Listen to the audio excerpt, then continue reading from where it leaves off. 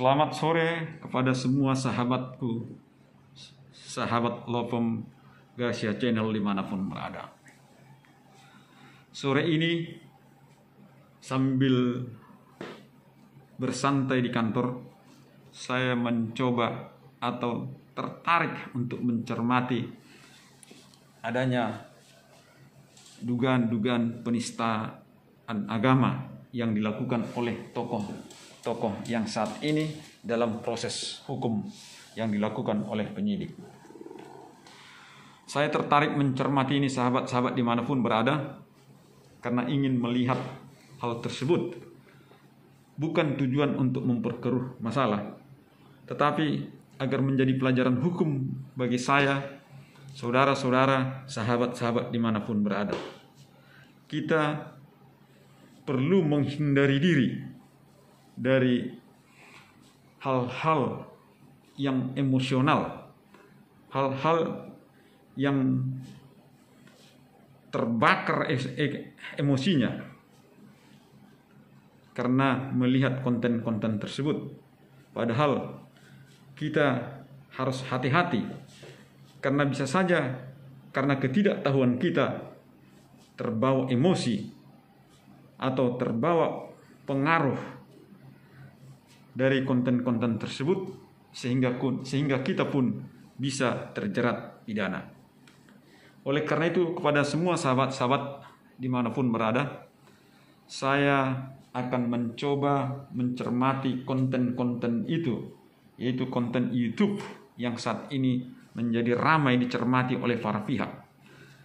Saya sebagai penganut atau yang berkeyakinan sebagai orang yang beragama Kristen akan mencoba melihat konten-konten itu secara objektif dalam pandangan atau kajian hukum, dan saya tidak akan terbawa oleh perasaan, terbawa oleh rasa benci, terbawa oleh rasa-rasa yang lainnya.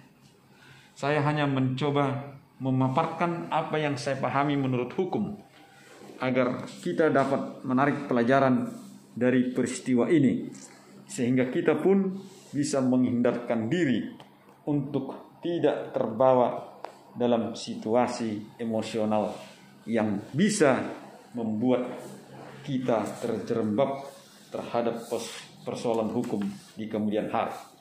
Oleh karena itu, terlebih dahulu saya akan mencoba memaparkan kepada sahabat-sahabat dimanapun berada mengenai penistaan agama.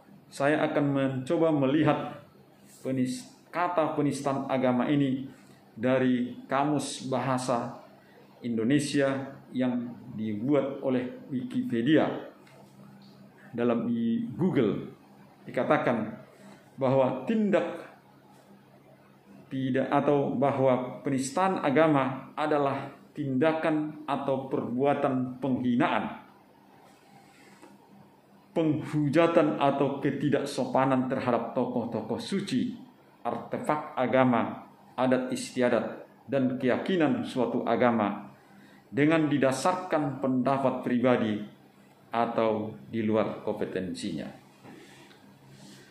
Dengan melihat definisi ini, sahabat-sahabat, kita bisa menarik satu benang merah ketika saya atau siapapun kita membicarakan suatu keyakinan atau kepercayaan orang lain di luar kompetensinya. Maka ketika yang kita sampaikan itu misalnya tidak seperti yang diyakini oleh orang lain atau yang dipercayai orang lain, maka dalam hal ini sesuai dengan definisi ini, maka itulah merupakan penistaan agama atau keyakinan. Kemudian kita melihat bahwa di dalam KUHP kita pun para pendiri bangsa ini sudah membuat aturan hukum agar kita tidak terjerat, agar kita tidak melakukan hal-hal yang dimaksud sebagai penodaan atau penistaan terhadap agama. Hal itu dapat kita lihat dalam pasal 156A. Pasal 156 ini dalam sejarahnya bersumber dari pasal 4 Undang-Undang Nomor 1 PNPS 1965 yang dibuat dengan tujuan pencegahan dan penyalahgunaan dan atau penodaan agama. Jadi di zaman Orde Baru sudah ada upaya pemerintah, karena kita penduduk Indonesia, masyarakat Indonesia, berbagai macam agama, berbagai macam keyakinan, berbagai macam adat istiadat, berbagai macam budaya, berbagai macam suku, bangsa, bahasa, dan lain-lain. Muncullah pasal 156 ini dengan tujuan untuk menjaga ketertiban dan ketentraman, untuk menjaga agar tidak terjadi perpecahan di antara kita karena kita berbeda satu dengan lainnya.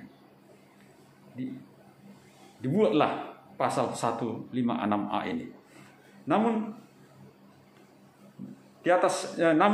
ada juga pasal 156 KUHP yang juga melarang, yang isinya berbunyi, barang siapa di muka umum menyatakan perasaan permusuhan, kebencian atau penghinaan terhadap suatu atau beberapa golongan masyarakat rakyat Indonesia diancam dengan pidana penjara paling lama 4 tahun.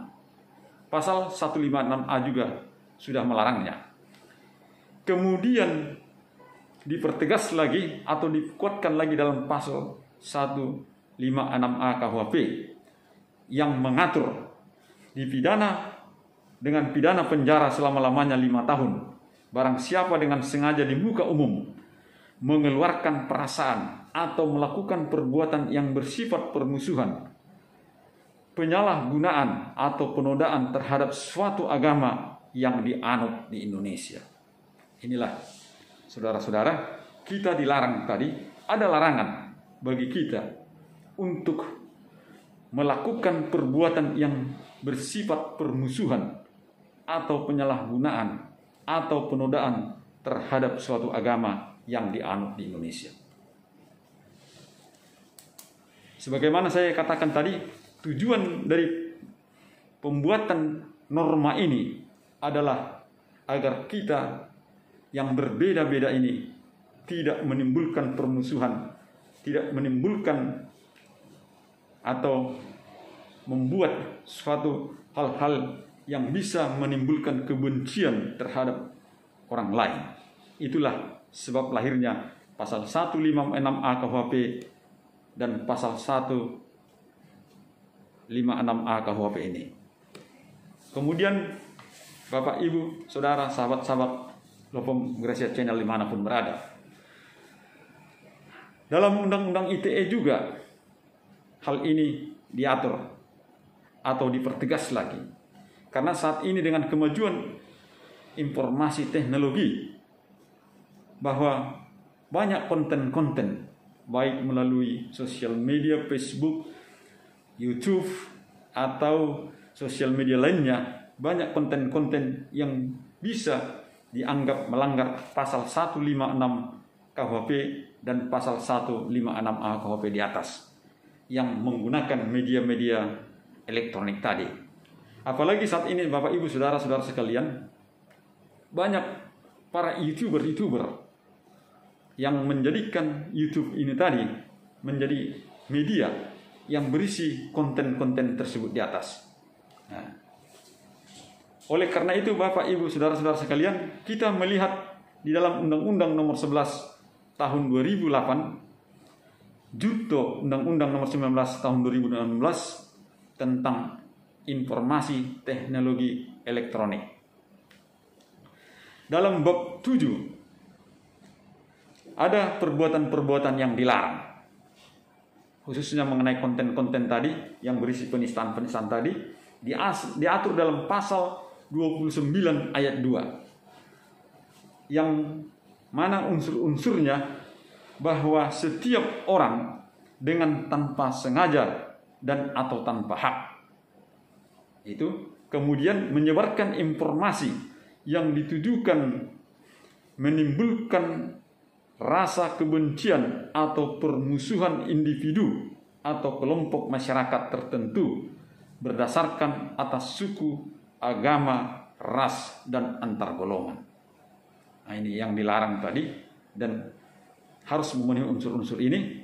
Kemudian ancaman terhadap pelanggaran pasal 29 Undang-Undang ITE ini adalah dipidana menurut pasal 45 ayat 3 yang normanya mengatakan setiap orang yang memenuhi unsur pasal 29 ayat 2 undang-undang ini dipidana dengan pidana penjara paling lama 12 tahun atau denda sebanyak-banyaknya 2 miliar rupiah. Inilah sanksi pidananya. Sanksi pidana dalam undang-undang ITE lebih berat dari pasal 156 dan pasal 156A KUHP. Itulah yang menjadi kita harus hati-hati, Bapak Ibu, sahabat-sahabat dimanapun berada.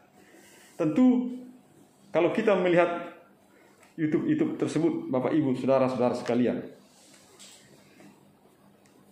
penyidik nanti bisa akan mengembangkan hasil penyidikan dari setiap laporan-laporan orang yang merasa keyakinannya dinistakan atau dinodakan.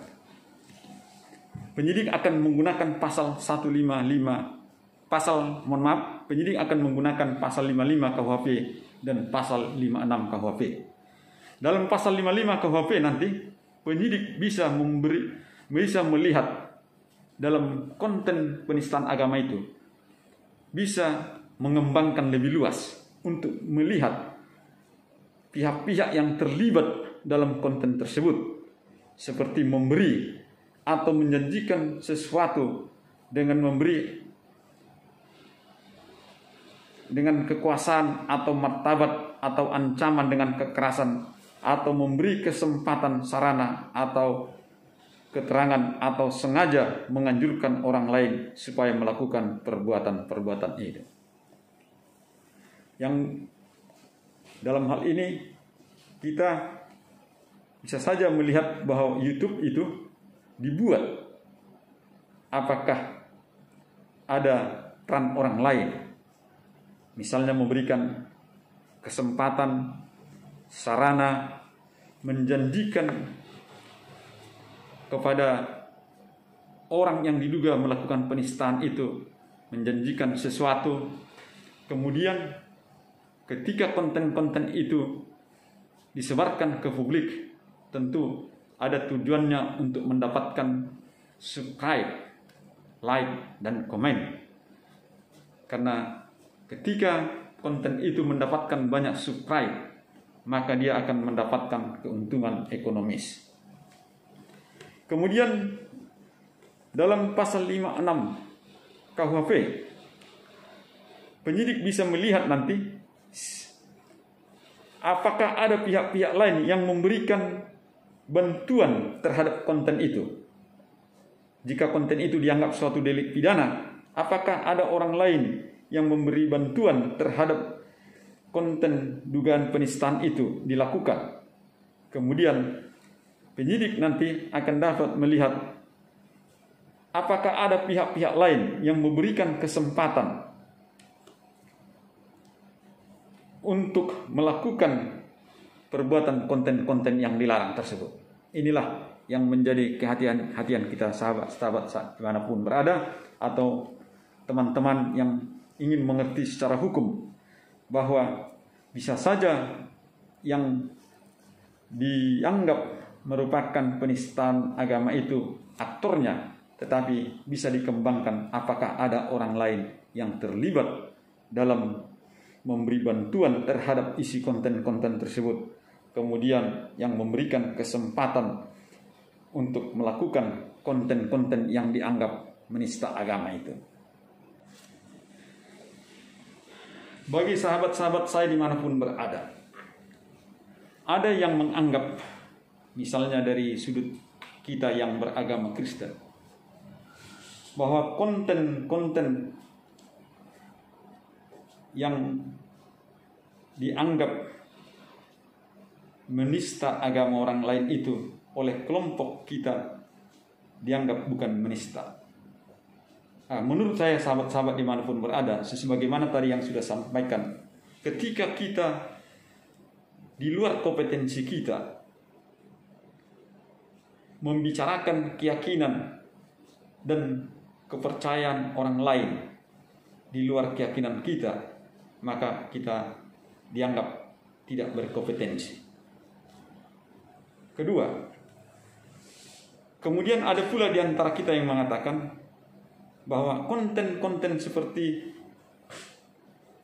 yang saat ini dari pihak Kristen dianggap juga merupakan penistaan agama adalah sebagai konten untuk membela keyakinannya atau membela imannya, atau sebagai konten karena diserang maka dia akan diserang. Menurut saya paham ini adalah paham yang keliru dan perlu kita tinggalkan.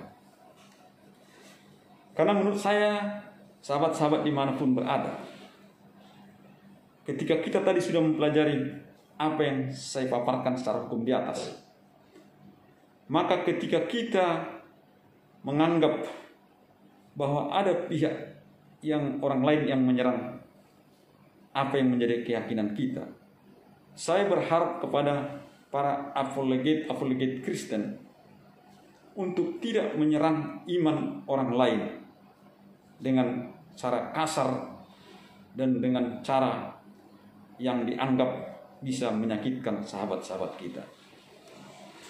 Karena menurut saya saudara-saudara dimanapun berada, bahwa konten-konten yang dianggap menyerang orang lain inilah yang dilakukan oleh saudara-saudara atau sahabat-sahabat saya seiman yang tidak berkompeten terhadap keyakinan dan kepercayaan orang lain. Itulah yang nanti bisa dianggap penistaan atau penodaan agama terhadap keyakinan sahabat-sahabat kita yang lain. Kemudian dari sudut pandang teologi, ketika saya melihat teologi Kristen, saudara-saudaraku yang terkasih, bahwa ketika orang menyerang keyakinan kita, seharusnya kita menjawabnya menggunakan Alkitab atau sudut pandang teologi, sehingga kita tidak mengganggu paham atau ajaran orang lain dengan menggunakan ayat-ayat yang tidak kita berkompetensi untuk mengatakannya. Itu yang pertama. Kedua, bahwa ketika kita dikatakan menjadi garam dan terang dunia, maka yang harus kita sampaikan kepada orang lain adalah apa yang kita yakini dan kita imanin saja. Tidak perlu mengoreksi atau menyerang ajaran-ajaran agama orang lain. Sehingga di antara kita, baik yang berbeda agama, berbeda suku, berbeda adat istiadat dan lain, kita boleh duduk bersama, boleh saling menghargai, dan boleh saling menerima di dalam kehidupan bermasyarakat dengan tidak mencampurkan atau membenturkan keyakinan kita masing-masing. Itu yang saya pahami terhadap konten ini.